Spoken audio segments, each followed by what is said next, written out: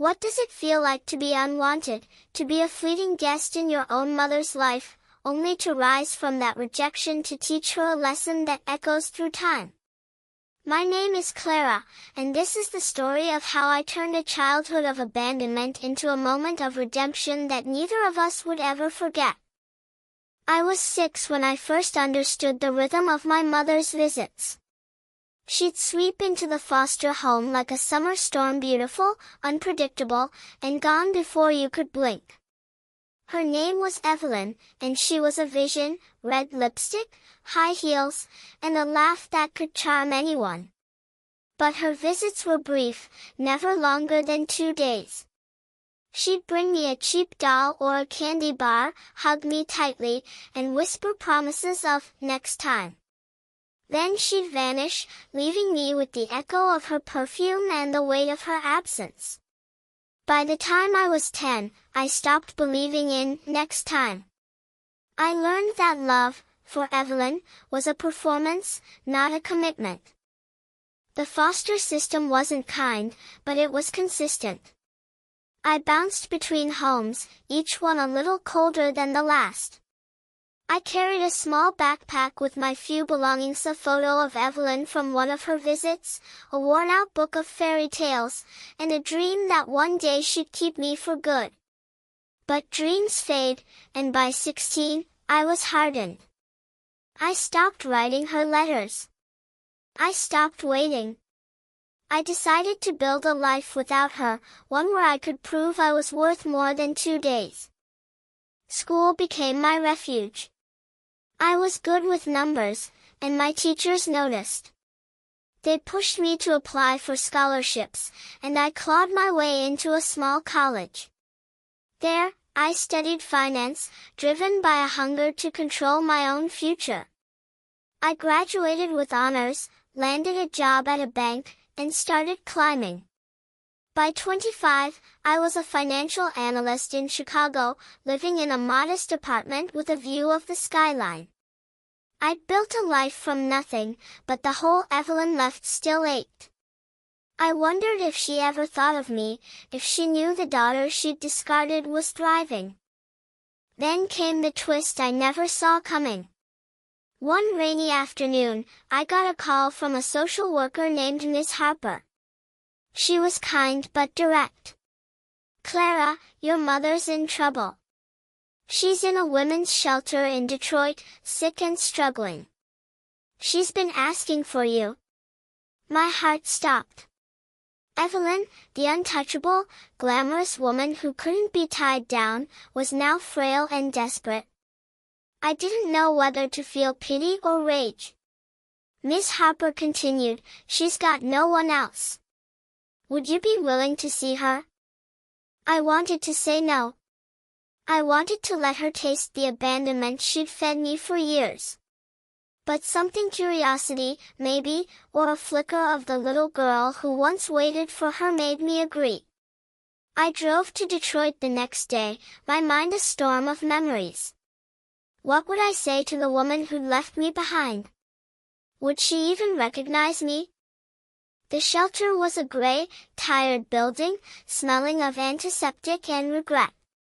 Evelyn sat in a corner, her once vibrant beauty faded. Her hair was thin, her skin sallow, and her eyes carried a weight I didn't recognize. When she saw me, she gasped, "Clara? Is that really you?" Her voice was fragile, but it still held that old charm. I nodded, my throat tight. She reached for my hand, and I let her take it, though every instinct screamed to pull away. She told me her story. After years of chasing dreams, men, money, freedom she'd fallen hard. Illness had stripped her of her looks and her confidence. She'd lost everything, her apartment, her savings, her pride. "I wasn't good enough for you, Clara," she said, tears spilling. "I thought you'd be better off without me."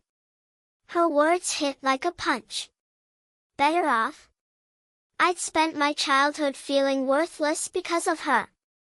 But as she spoke, I saw not the glamorous Evelyn but a broken woman, haunted by her choices. I could have walked away. I could have let her drown in her regret. But then I met Lena, a volunteer at the shelter. She was a wiry woman in her 50s, with a sharp tongue and a warm heart. Lena pulled me aside and said, "Your mom's been here for months. She talks about you all the time, how proud she is, how she messed up. She's got no one, kid. Whatever you decide, make it count." Lena's words were a jolt. Evelyn, proud of me? It didn't erase the pain, but it shifted something inside me. I spent the next week visiting Evelyn daily. We really talked for the first time. She told me about her own childhood, raised by a mother who was just as fleeting. I told her about my life, my struggles, my triumphs.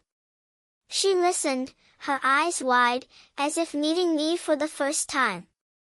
I realized she wasn't the villain I'd made her out to be, she was just human, flawed and fragile. On the 7th day, I made a decision. I wasn't going to forgive her, not fully, not yet, but I wasn't going to abandon her either. I used my savings to get her into a small apartment and arranged for medical care. I hired a nurse to check on her weekly. I didn't do it out of love, not at first. I did it to show her what I'd become despite her absence, a woman who could give without expecting anything in return. Months passed, and Evelyn got stronger. She started writing me letters, real ones, not promises of next time. She apologized, not just for leaving me but for believing she couldn't be more. I didn't always write back, but I read every word. One day, she sent me a photo of herself at a community art class, smiling, paint on her fingers. It was the first time I'd seen her happy without a mask. Years later, I invited her to Chicago for my 30th birthday. She came, nervous, clutching a handmade card. We walked along the lakefront, the city sparkling behind us.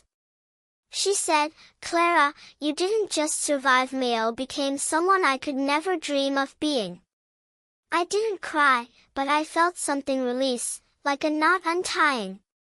I'd spent decades proving I didn't need her, but in that moment, I realized I'd also shown her what love could be, not the fleeting kind, but the kind that builds, that lasts. The lesson I gave Evelyn wasn't revenge. It wasn't about making her feel small. It was about showing her that the daughter she couldn't keep for more than 2 days had grown into a woman who could give her a second chance.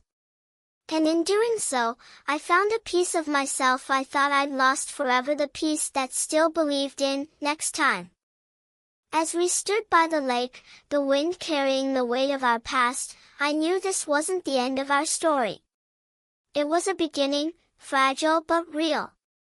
I'd built a life without her, but maybe, just maybe, there was room for her in it now, not as the mother I'd once needed, but as the woman I was choosing to know. And that was enough.